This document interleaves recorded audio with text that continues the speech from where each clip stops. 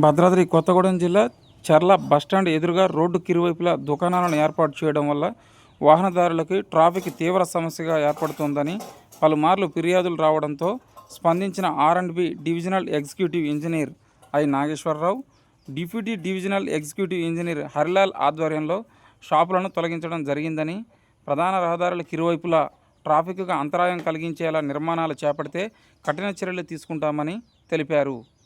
ఈ సందర్భంగా షాపులను తొలగించిన యజమానులు మాట్లాడుతూ, షాపులను వెంటనే తొలగించకుండా అధికారులు కొంతకాలం గడువిస్తే షాపులను మరోచోట ఏర్పాటు చేసుకోవడానికి వీలుండేదని తీవ్ర ఆవేదన వ్యక్తం చేశారు.